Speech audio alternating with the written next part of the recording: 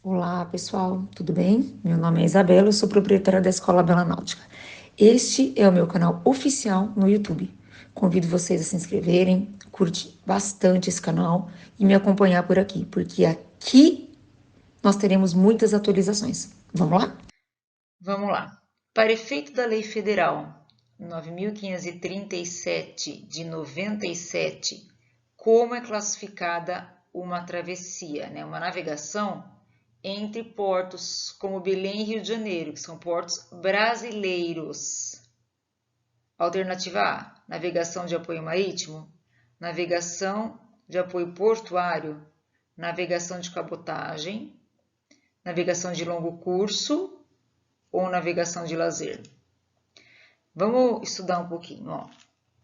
A LESTA, que é a Lei 9.537 de 97, é a Lei de Segurança do Tráfego Aquaviário. Ela divide a navegação da seguinte forma: navegação de longo curso, cabotagem, apoio marítimo e portuário, tá?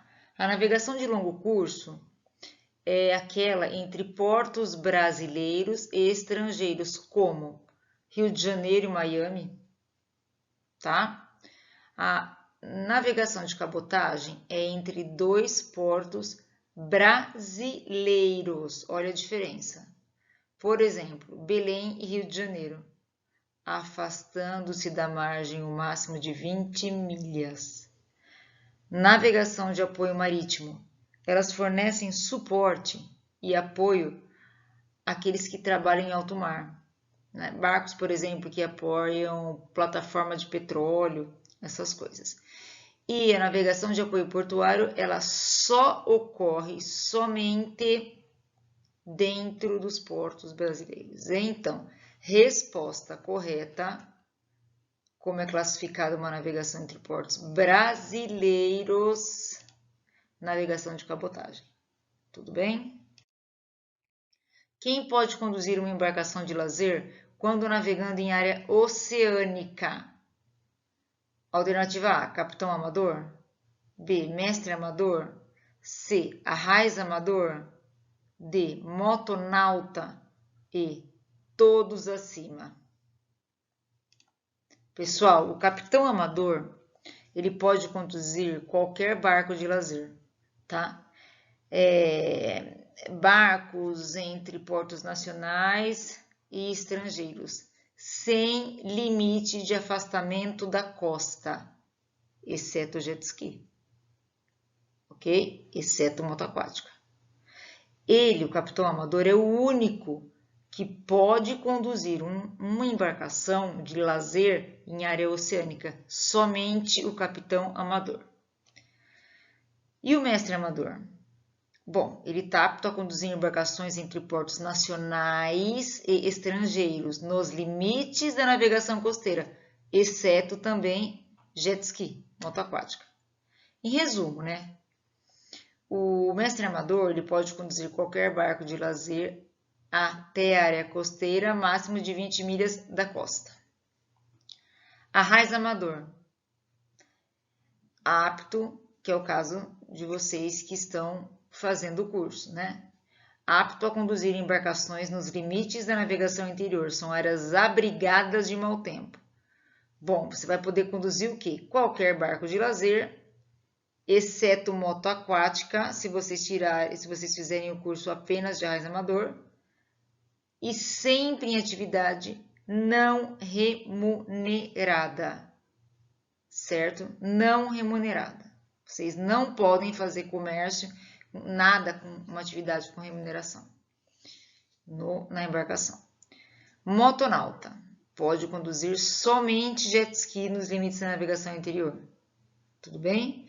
E veleiro pode conduzir somente barcos à vela, sem motor para menores de idade a partir de 8 anos, desde que estejam filiados a clubes náuticos ou escoteiros do mar. E resposta correta, então. Quem pode conduzir uma embarcação de lazer quando navegando em área oceânica? Capitão amador. Qual o limite de aproximação máximo para praias em embarcações motorizada? motorizadas navegando. Pessoal, embarcações sem propulsão ou embarcação a vela e a remo pode se aproximar da praia até 100 metros da linha de arrebentação das ondas, entenderam? 100 metros. Embarcação sem propulsão. Agora, as motorizadas, lancha, jet ski, elas só poderão se aproximar até 200 metros da linha de arrebentação das ondas. Então, qual o limite de aproximação máximo para praias quando a embarcação for motorizada? 200 metros da linha base. Ok? Novamente aqui embaixo as perguntas. Limite de aproximação de uma embarcação a motor, 200 metros, numa praia de banhistas.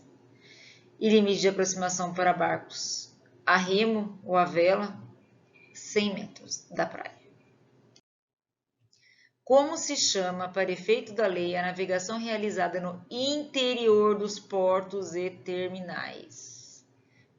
Presta atenção, eu falei um pouquinho disso no slide anteriores, né?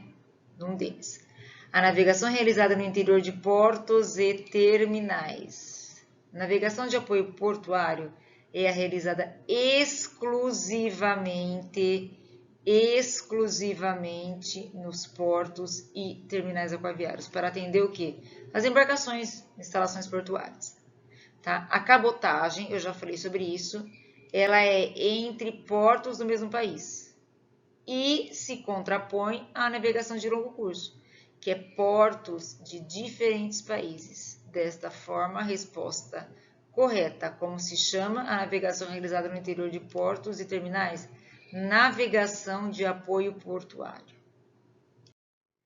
O que são espias e para que servem? Pessoal, presta atenção. Não existe corda numa embarcação, tá? O nosso comandante Luchini, ele fala que só existe numa embarcação a corda do relógio e a corda do sino, né? Na parte de sinalização. Do resto, não existem cordas, né? Ele fala brincando.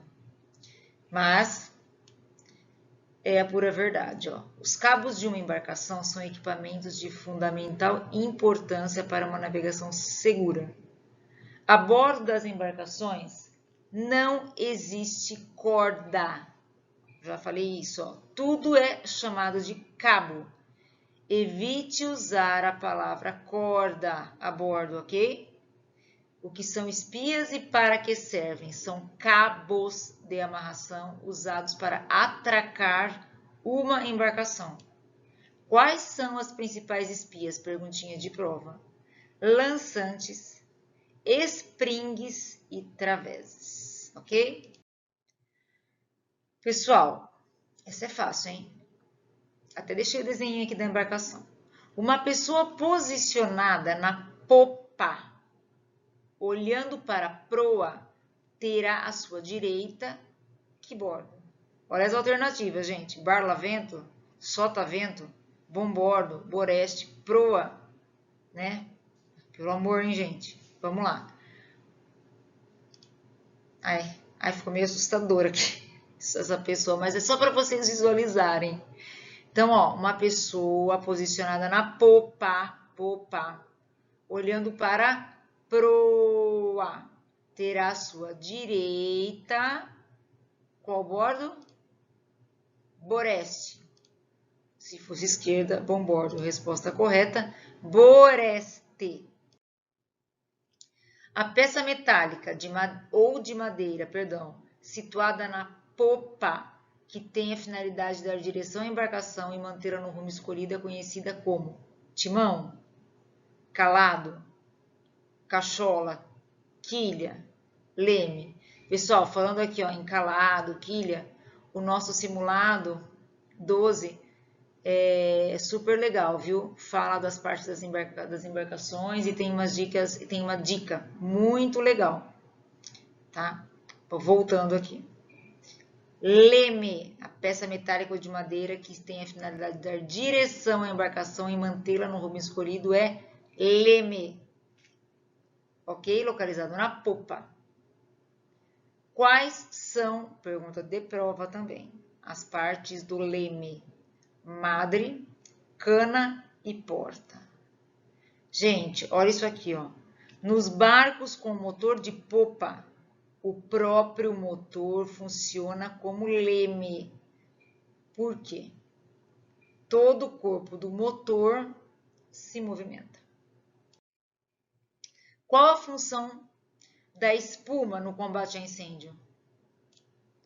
Pessoal, abafa primeiro e depois resfria, ok? Olha, aproveitando o extintor, falando um pouquinho de extintor, pergunta de prova que sempre cai. Pessoal, triângulo verde, incêndio classe A. Quadrado vermelho, B. Círculo azul, C. Estrela amarela, D.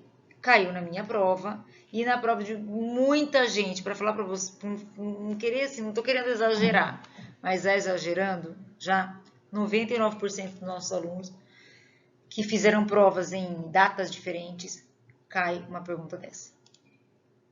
Para utilizar o extintor de espuma, isso aqui é importante, também pergunta de prova. Como que se utiliza o extintor de espuma? Virar o extintor com a tampa para baixo e dirigir o jato sobre a base da chama. Isso aqui é decoreba, viu? Não tem jeito, gente. Qual a frequência de respiração boca a boca que precisamos aplicar em vítimas de parada respiratória? 10 a 15 vezes por minuto. Pessoal, deixa eu fazer um comentário rápido. Pode ser que tenha alguém que fale assim, pô, vocês estão estudando isso? Respiração boca a boca, né? Em primeiros socorros.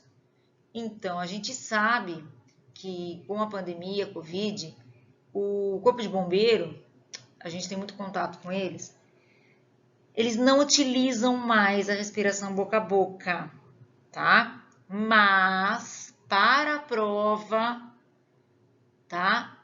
Da Marinha, vocês entendam que utiliza sim respiração boca a boca e tem que ser na frequência de 10 a 15 vezes por minuto, ok? A Marinha não atualizou essa parte. Outra perguntinha de prova, tá com o número 236, porque faz parte da nossa apostilinha, tá? Qual a frequência ideal de compressão e descompressão do peito na massagem cardíaca? Decoreba. 69. 69 vezes por minuto. Como se chama a linha de arrebentação das ondas? Essa é fácil. Usado como referência para aproximação de embarcações das praias. Linha base. Qual o nome da linha de arrebentação das ondas, ou no caso de lagos e lagoas, onde inicia o espelho d'água? Linha base.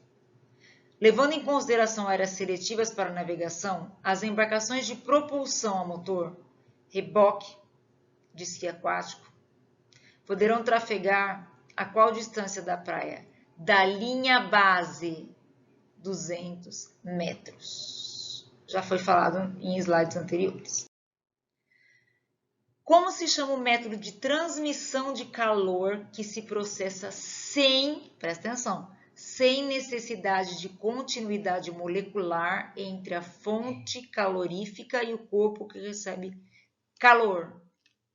Irradiação. Olha, a irradiação é a propagação de ondas eletromagnéticas que não precisam de meio para se alastrar, entendeu? Ela vai se alastrar direto, sem nada que, sem nenhum condutor no meio, tá? A condução e a convecção necessitam de um meio material para se propagar. Eu vou dar exemplo para vocês, ó. Um incêndio em determinado combustível que incendiara outro combustível localizado próximo é um ótimo exemplo, tá? Porque vai ter o incêndio vai, mas não há contato entre um combustível e outro. Eles estão próximos, mas não tem contato. Outros exemplos de irradiação térmica, pessoal, do cotidiano nosso. Aquecer numa lareira, irradiação de lâmpadas, aquecimento de alimentos no micro-ondas e paredes de uma garrafa térmica. É tudo por irradiação. É o método de transmissão de calor. Tudo bem? O que vem a ser hipotermia, gente? A gente sabe, né? Isso é fácil. Por quê? Olha, quem assistiu, eu falei isso em outro simulado meu, dei um exemplo até. Quem assistiu o filme Titanic, é um filme super, né? Quem não assistiu, pelo amor de Deus, quem conhece a história dele. Tudo bem que tem um romance no meio desse filme e tal, que a gente não sabe se aconteceu, né? Mas enfim, eu vou utilizar para exemplificar aqui para vocês guardarem. O Jack, ele morre como? Congelado. Por quê? Porque ele tem hipotermia. O corpo humano dele perde calor mais rápido do que pode produzir. A água lá está numa temperatura negativa, tá? E ele morre porque a temperatura dele cai, porque a água está muito fria. Ele fica muito tempo mergulhado naquela água, esperando socorro, né?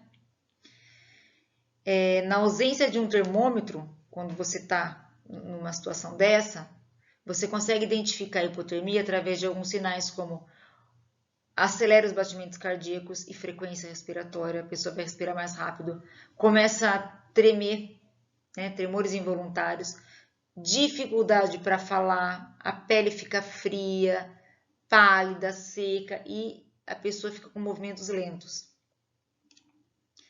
Então, a hipotermia é quando o corpo humano perde calor mais rápido do que ele consegue produzir. Se ele perde calor mais rápido, né, do que ele consegue produzir, o que acontece? A temperatura vai caindo do corpo, obviamente. O que fazer? Coloque a vítima imediatamente, se você conseguir socorrer, num local aquecido. Cubra com cobertores, remova roupas molhadas rapidamente. Tem que aquecer ela, né? Ofereça líquidos mornos, bebidas. Claro que você não vai oferecer um vinho, né? Uma bebida alcoólica, logicamente. Tudo bem? Qual equipamento de salvatagem armazenado num casulo fechado se destina ao salvamento coletivo? Colete salva-vidas, boia circular, boia autoinflável, balsa salva-vidas e pistão compressor de oxigênio, né? Jesus, né? Pistão. Bom, vem de fábrica o que? A balsa salva-vidas em um casulo de fibra fechada. Você vai ter que abrir a balsa, dando um empurrãozinho forte, e em um cabo que sai de dentro do casulo, certo? Resposta: balsa salva vidas. Olha aqui ela no casulo e ela inflada. Como deve indicar uma ultrapassagem por... Gente, eu amo esse assunto. Um assunto que eu adoro. Sempre quando eu posso eu tô falando disso, porque eu acho que é fantástico esse assunto. Como que eu indico ultrapassagem por boreste? Tem que avisar, né? Um apito curto, 2 apitos curtos e um longo, 2 apitos longos e um curto, 2 apitos curtos, ou não precisamos indicar nada? Olha lá. Gente, tem um simulado que fala bastante de apito, viu? Eu não vou lembrar qual é o número do simulado, mas tá lá no nosso canal no YouTube. Um apito curto, vou guinar para boreste. 2 curtos, vou guinar para bom bordo. 3 apitos curtos, vou dar ré. 5, eu não entendi nada, nada do que você fez. Vou lá e dou 5 apitos. 2 longos e um curto. Estou te avisando que eu vou ultrapassar. 2 apitos longos significa isso. 1 apito curto, por boreste. 2 apitos longos mais 2 curtos. Bom, vou ultrapassar, 2 apitos longos mais 2 curtos. Apitos curtos, faltou esse aqui e esse aqui. Vou ultrapassar por bombordo. Então, resposta correta. Como que eu indico uma ultrapassagem por boreste? 2 apitos longos e 1 apito curto. Vamos lá? Como você deve embarcar numa balsa salva-vidas? Gente, isso aqui é meio lógico, né? Como é que você vai embarcar numa balsa salva-vidas? Uma pessoa de cada lado, evitando o peso de um só lado? Alternativa B, todos por um só lado? Isso, todo mundo pula para um lado só. Lindo, né? Lindo. C, um de cada vez? Não deixa de ter que ser um de cada vez, devagarzinho, né? Bom, segurando na escada um de cada vez? Então, a gente não sabe se tem escada, se não tem, né? Como é que vai descer, como é que não vai. E, pulando diretamente no meio da balsa. Isso, vai lá de cima, dá um pulão no meio da balsa. Certinho, hein? Pessoal, pelo amor de Deus, tá? Mesmo que vocês não saibam nada do assunto, é óbvia a resposta. Como se deve embarcar numa balsa salva-vidas? Uma pessoa de cada lado, evitando o peso de um só lado para ela não virar. É a mesma coisa de um barco, a gente está navegando. A gente tenta sempre dar uma equilibrada no peso. Senta um gordinho de um lado, um mais fofinho de um lado, né? A gente tenta colocar um mais fofinho do outro, tá? E assim, mais alto de um lado, mais alto do outro, para equilibrando os pesos, tá bom? Bom, a grande perda de sangue é chamada de coagulação? Gente, não, né? A gente sabe como que é. Ai, coagulou o sangue. Ai, quer dizer, ele secou, endureceu. Hemostasia, hemodiluição, hemólise ou hemorragia. Por favor, grande perda de sangue é hemorragia. Pergunta de prova. Quantos litros de sangue possui o corpo humano? 6 litros, cerca de 6 litros. Gente, aqui a gente fala um pouquinho. Existe hemorragia externa e hemorragia interna, tá? A hemorragia externa é aquela que vai romper e vai sangrar um monte, tá? A interna, ela é, às vezes, por causa de uma pancada muito forte, ela lesiona órgãos internos e não tem sangramento externo, tá? Por exemplo, um indivíduo que tem um trauma muito grande e fica com dor no local. Por exemplo, ele sofreu uma pancada, bateu o carro, bateu o abdômen na direção e tem muitas dores no abdômen, mas não tem nenhum sangue no lado exterior, tá? Aí o médico vai examinar e ver o que? Poxa, o abdômen dele tá enrijecido, duro. Vamos dar uma olhadinha? Ele tá com sangramento interno, certo? Quando a hemorragia é externa, tem que fazer rapidamente, tem que providenciar o quê? A interrupção desse sangue, tem que parar de sangrar, certo? É hemostasia. Agora, a hemorragia interna é muito perigosa. Rapidinho ela leva a pessoa em estado de choque, tá? Por isso, a situação deve ser acompanhada com atenção por alguns sinais. Pulso fraco, acelerado, pele fria e pálida, mucosas dos olhos e boca brancas, mãos e dedos roxos, porque diminui a irrigação sanguínea. Sede, tontura e inconsciência. Pessoal, não deem alimentos às vítimas e nem aqueça demais com cobertores. Beleza?